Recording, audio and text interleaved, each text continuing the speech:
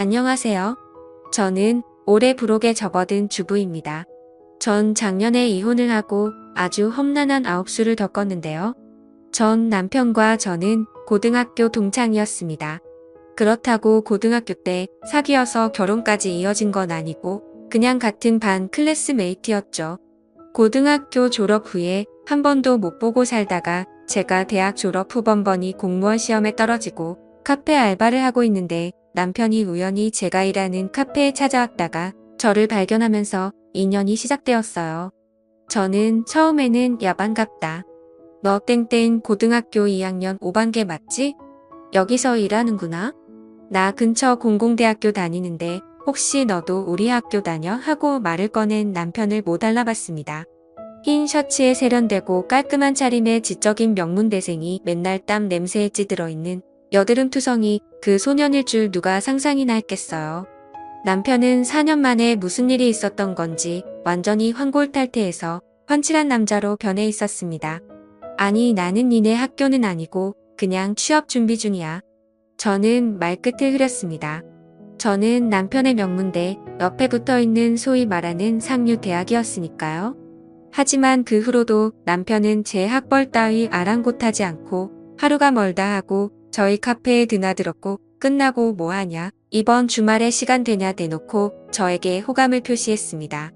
하지만 저는 명문대생에다가 부잣집 아들인 남편이 굉장히 부담스러웠습니다. 그래서 고민 끝에 고등학교 친구에게 얘기하니까 친구는 야 걔가 진짜로 너 좋대. 대박 그럼 무조건 사귀어야지.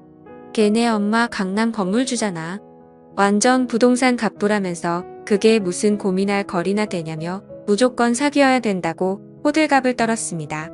저는 서울 상류 대학 졸업하고 공무원 시험도 떨어지고 취업도 번번이 낙방해서 여전히 제 학생들이랑 같이 카페 알바나 하고 있는 데다가 저희 집은 부모님이 시골에서 농사짓고 있어서 조건으로 따지면 비교도 안 되는 상황이었거든요. 그래서 계속 저를 쫓아다니면서 대시하는 남편이 밀어냈고 남편이 자꾸 찾아오지 못하게 원래 다니던 카페도 그만두었습니다. 그리고 다른 동네 카페로 옮겼는데 남편이 어떻게 알고 여기까지 찾아왔더라고요. 알고 보니 제 고등학교 친구한테 전화해서 통사정을 했대요. 자기는 저 아니면 안 된다고 이렇게 다시 만난 건 운명이고 기적인데 이런 운명을 놓치면 평생 후회할 것 같다고 도와달라고 했다네요.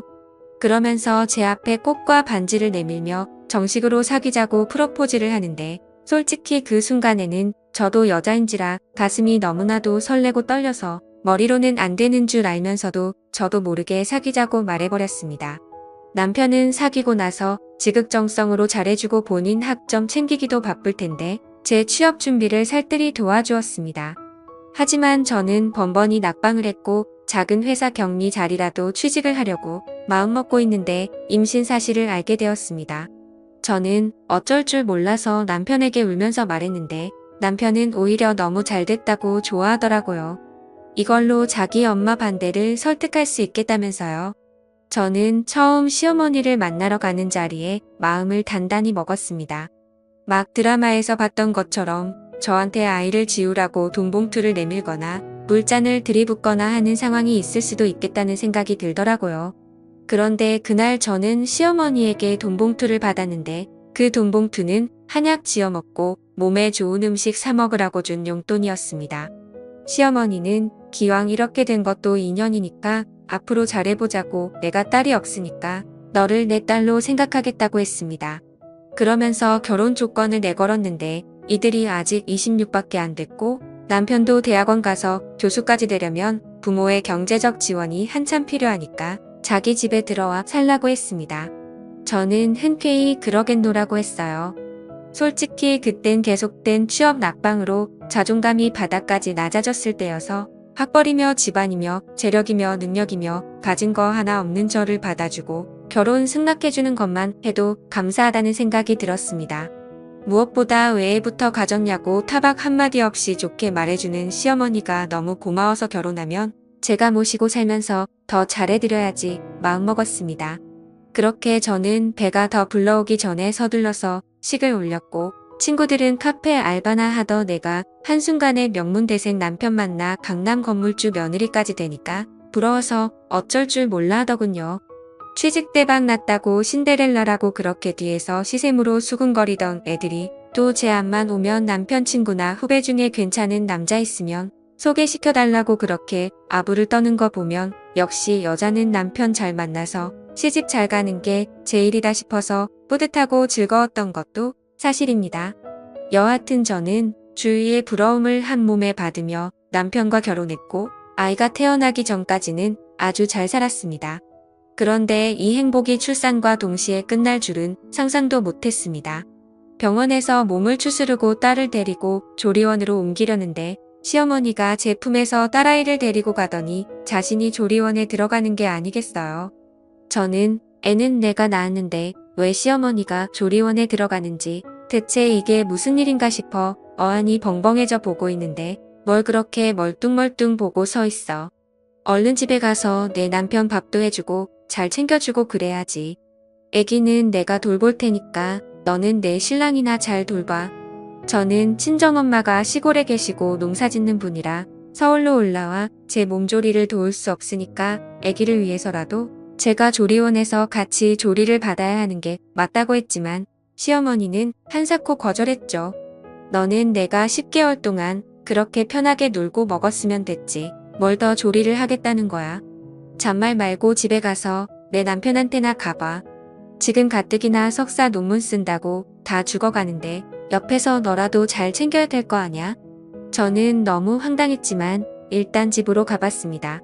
아이 낳을 때도 논문 때문에 병원에 잠깐만 얼굴 비추고 1시간도 안 돼서 가버린 남편은 정말로 다크서클이 눈 밑까지 내려와서 아주 엉망인 모습으로 머리를 쥐어짜고 있더군요. 온 방에 담배 연기 자욱하고 맥주 캔들이 널브러져 있고 저는 무슨 논문이 아니라 대하소설이라도 쓰는 줄 알았습니다. 어쨌든 남편은 석사학위 논문을 쓰는 게 어려워 진담을 빼면서 온갖 히스테리를 부려댔고 저는 애 낳은 지 일주일도 안 돼서 제대로 된 조리 한번 못 해보고 남편 뒷바라지를 했습니다. 아무리 사람이 다급한 상황이 되면 저밖에 모른다는 말이 있긴 해도 이 인간은 이기적이고 까탈스럽기 짝이 없는 극단적인 자기중심성을 가진 남자였습니다. 어느 정도냐면 본인이 논문 쓸 때 아무도 없으면 불안해서 글이 잘 안 써진다면서 새벽에 저도 똑같이 옆방에서 대기 타고 있기를 강요했어요. 그래서 자기가 차 마시고 싶다, 과일 먹고 싶다고 문자 보내면 언제라도 5분 만에 갖다 달라고 했습니다. 저야말로 누군가의 보살핌이 필요한 출산한 지 얼마 안 된 산모인데 이런 생각은 안중에도 없이 남편은 오직 자기 생각만 했고 심지어는 너무 스트레스 받아 미치겠다며 아직 몸이 제대로 아물지도 않은 저에게 부부간의 시간을 갖자고 요구했습니다. 저는 남편의 손을 있는 대로 뿌리치고 싫다고 소리를 질렀는데 그런데도 계속 추근대길래 남편에게 욕까지 해버렸습니다. 그건 살아야겠다는 생존 본능이었어요. 그런데 그 다음 날 남편에게 소식을 들었는지 시어머니가 조리원에서 급히 집으로 와서는 제게 엄청 큰 소리로 욕을 해대면서 연거푸 내리쳤습니다. 네가 감히 어디서 하늘 같은 내 아들한테 욕을 하냐고.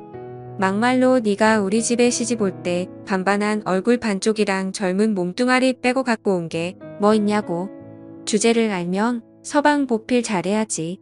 혹시 너 다른 남자 있는 거 아니냐며 쉴 새 없이 막말을 하면서 제 등짝을 계속 후려쳤습니다. 저는 시어머니의 손길에 아프고 서러워 눈물이 쏟아졌습니다. 그리고 그제야 바보같이 깨달았어요.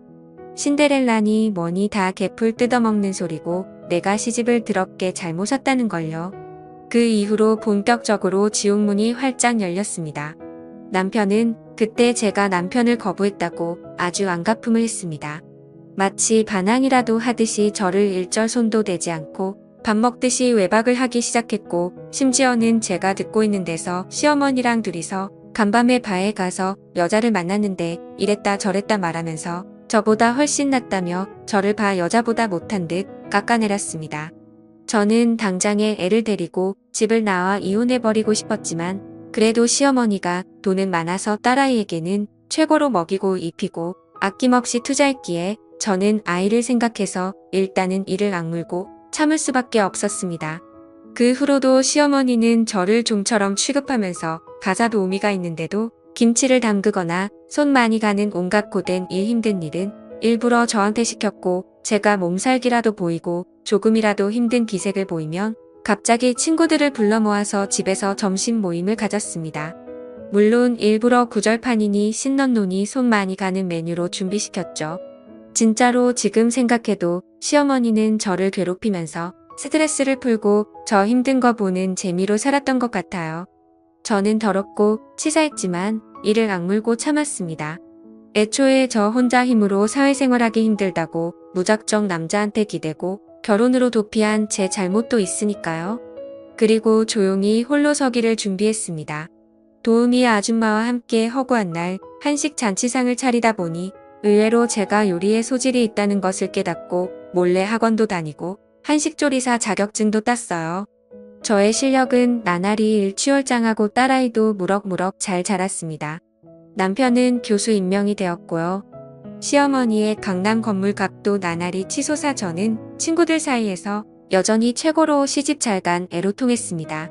다들 왜 그렇게 겉으로 보이는 것만 보는지 시어머니가 빌려준 명품백은 잘 봐도 거북이 등껍데기처럼 거칠어진 제 손을 보는 애는 아무도 없었어요. 그러던 어느 날이었습니다. 제가 배운 학원 스승님이 제 한식 실력이 출중하다면서 본인 한정식 집에서 일을 배우라고 제안을 해주었는데, 이 한정식 집에만 잘 자리 잡으면 월 500은 기본으로 가져갈 수 있고 앞으로 제 식당을 차릴 수도 있는 너무 좋은 기회였습니다. 드디어 저에게 홀로서기를 할 기회가 온 것이지요. 때마침 딸도 곧 초등학교를 졸업하니까 마침내 이혼을 할 절호의 찬스였습니다. 저는 그동안 시어머니와 남편의 막말을 녹음한 파일을 가지고 변호사 사무실을 찾았습니다. 그랬더니 변호사가 물론 지금 가진 증거들로도 소송은 진행할 수 있지만 왜 그 당시 이혼 안 하고 살았냐고 상대방 변호사가 물고 늘어질 수 있기 때문에 과거의 바람보다는 현재의 바람의 증거를 잡는 게 가장 중요하다고 하는 겁니다. 저는 그래서 남편이 현재 바람피는 증거를 잡기 위해 남편에게 술을 잔뜩 먹여 재우고서는 본격적으로 남편의 핸드폰을 열었습니다. 다행히 지문 인식 방식이어서 잠자고 있는 남편의 손가락을 이용해 쉽게 풀 수 있었어요. 그렇게 남편의 핸드폰을 살펴본 후 저는 그만 깜짝 놀라 소리를 지를 뻔했습니다. 저는 그동안 남편이 단순히 술집 여자들과 시간을 보내는 줄 알았는데 남편이 만나는 여자는 자기가 가르치는 사학과의 재학생이었습니다. 그것도 그러니까 15살이나 어린 같은 학과 후배일 수 있겠네요.